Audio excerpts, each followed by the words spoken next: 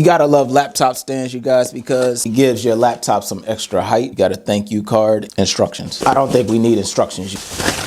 All right, and here we go. This is the bottom right here. Flip it over, and this is the top because it has the feet to stop your laptop for sliding. Rubber here, rubber here, rubber here. Instructions here as well. English, don't really need it. So you can hold it down, lift it up.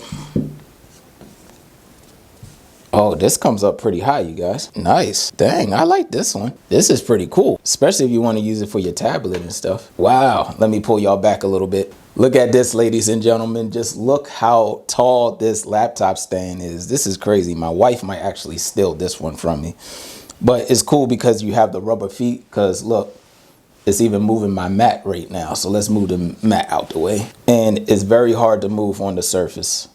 All right, you have to actually force yourself.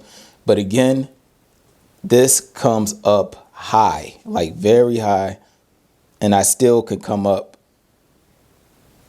I don't want it to fall back. So I won't be using it like this because of course it will fall back.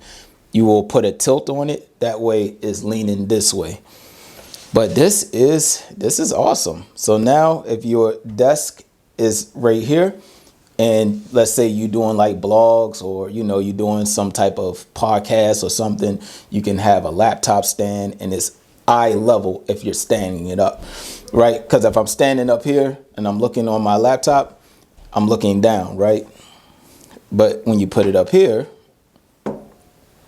you can look straight ahead. This is pretty cool. I like this laptop stand, you guys. It's not too much to it. This is the end of the review. If you have any other questions, comments, concerns, put it in the comment section and I'll get back to y'all as soon as possible. Like, comment, share, subscribe, and I'll catch y'all in the next product review.